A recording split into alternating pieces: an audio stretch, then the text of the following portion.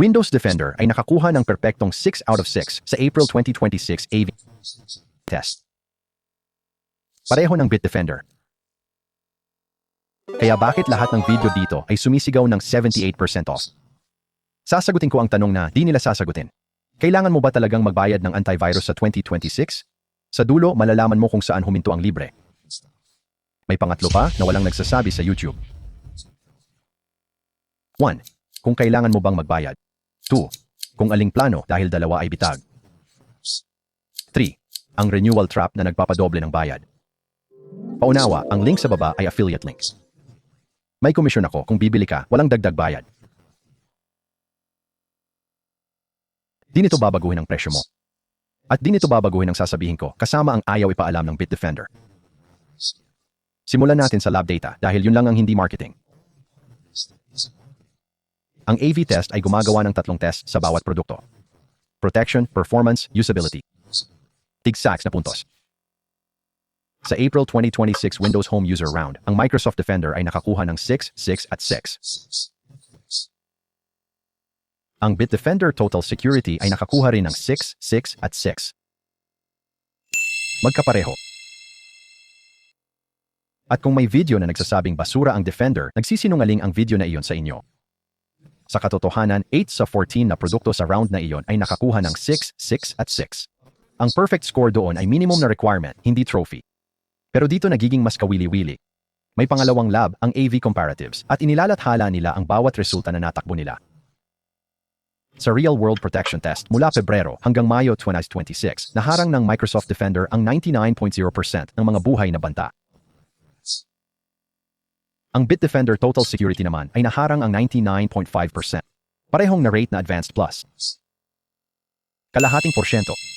Iyon ang buong pagitan sa test na dinisenyo para tularan ang normal na pagbabrowse. Kung saan talaga silang naghihiwalay ay ang Advanced Threat Protection, ang mga targeted attack na hindi mukhang kilalang malware. Bitdefender ang nanalo ng ginto doon. Si Microsoft ay wala ni anumang award. Ang tapat na sagot sa tanong 1 ay, napakahusay talaga ng Defender sa pagharang ng kilalang malware. Tapos na ang trabahong iyon. Hindi ang score ang pagkakaiba, kundi ang lahat ng hindi sinusukat ng score. Para sa mga bagay na hindi ginagawa ng Defender, tingnan kung alin ang talagang applicable sa iyo. 1. Ransomware remediation. May ransomware protection ang Windows, pero tingnan mo kung ano talaga ang inaalok nito sa iyo. I-set up ang OneDrive para makapag-restore ka mula sa backup pagkatapos. Ang Advanced Threat Defense ng Bitdefender ay nagmamasid ng gawi, at kapag may nagsimulang mag-encrypt ng iyong mga file, may babalik nito ang mga naka-encrypt na.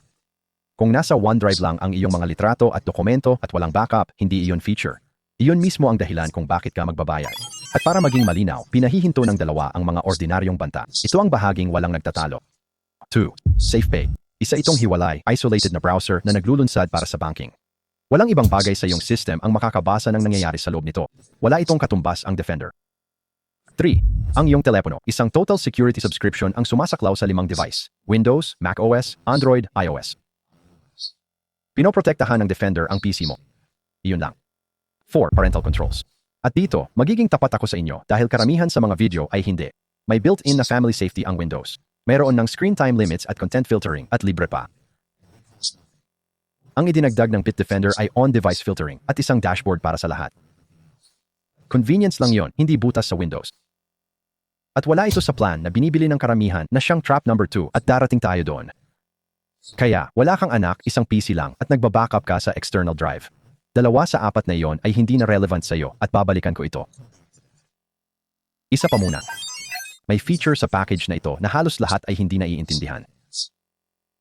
Ang VPN. Kasama sa Total Security ang Bitdefender VPN, 200 megabytes bawat araw, bawat device. 200 megabytes. Mga 6 na gigabytes yon bawat buwan. Sakop nito ang pag-login sa hotel Wi-Fi. Hindi nito sakop ang streaming at hindi ito VPN subscription. Kung gusto mong unlimited, may dagdag na $35 o premium security sa $64.99. At sa presyong yon, ikumpara mo na siya sa standalone VPN, hindi bilang bonus. Mas gusto kong marinig mo ito mula sa akin kaysa malaman sa ikalawang buwan. Kung gusto mong suriin ito mismo, may 30 araw na buong trial. Walang credit card, mga links sa ibaba. Ngayon ang ikatlong bagay. Bawat diskwentong nakita mo ngayon, pati na ang akin, may kondisyon na hindi nalalaman ng karamihan hanggang 11 buwan. Nakasulat ito sa sariling mga tuntunin ng Bitdefender. Darating tayo doon sa loob ng 90 segundo. Una, alamin mo kung aling plano talaga ang bibilhin mo dahil dalawa sa kanila ay mga bitag. 3 plano sa page na binubuksan ng aking link. Ito ang mga presyo mula sa aking sariling recording. Antivirus Plus, $34.99. 3 device. Ito ang bitag numero 1. Walang password manager, walang crypto mining protection, wala sa privacy, pero may parehong limitadong VPN. Nagbabayad ka ng $35 para sa halos kapareho ng ibinibigay na ng Defender sa iyo. Total security, $54.99. Isang account, 5 device, unang taon. Ito ang para sa karamihan sa inyong nanonood. Dito nagsisimula ang password manager at crypto mining protection. At ito ang pinakamurang plano na may lahat ng 4 na bagay na tinalakay natin. Premium security, $64.99. Parehong proteksyon, kasama na ang unlimited VPN na binanggit natin. At narito ang pangalawang bitag. Ang parental controls ay wala sa kahit isa sa 3 plano. Nasa hiwalay na mas mahal na family plan ito. Kung binili mo ang individual plan para sa mga bata, mali ang binili mo. Kaya $54.99, 5 device, 12 buwan. Mga 092s bawat device bawat buwan. Sulit ba ito? Depende kung kailangan mo ang 4 na feature na yon at alam mo na ang sagot. Ngayon, ang mga tuntunin.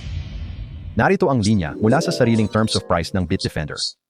Ipinapaliwanag ng pahinang iyon kung ano talaga ang ibig sabihin ng discount percentage.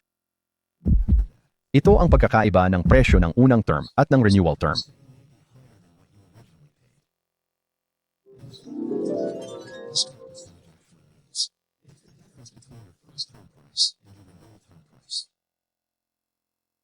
Basahin ulit yon.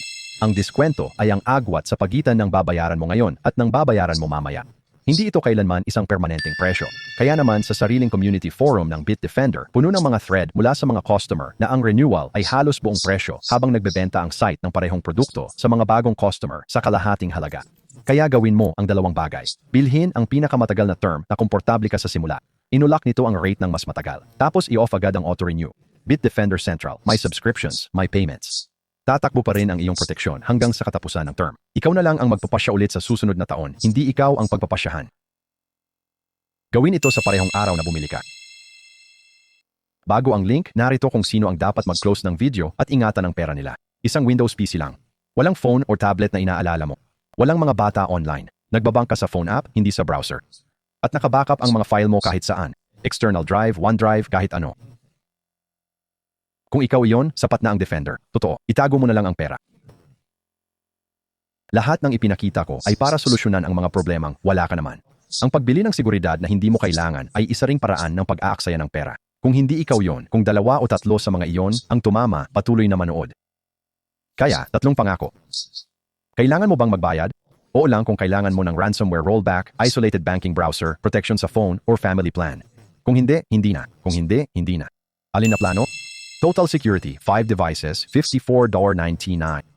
Family plan naman kung may mga anak ka. At ang renewal trap? Narito na naman dahil ito ang bahaging nagpapaabot ng gastos. Ang 50% ay para sa unang term mo lang. Ang renewal ay binabayaran sa buong presyo. Kaya kung bibili ka, bilhin na ang pinakamahaba ngayon at i-off ang auto-renew sa parehong araw. Link nasa description. $54.99 para sa 5 devices mula sa $109.99. Iyon ang 50% at first term lang yon. May 30-day trial na walang card at 30-day refund kung magbago ng isip. Tumpak ang mga presyo at diskwento sa oras ng recording at nag-iiba ito sa bawat rehiyon kaya palaging tingnan ang final checkout price. Iyon na, puntahan at i-off na ang auto-renew.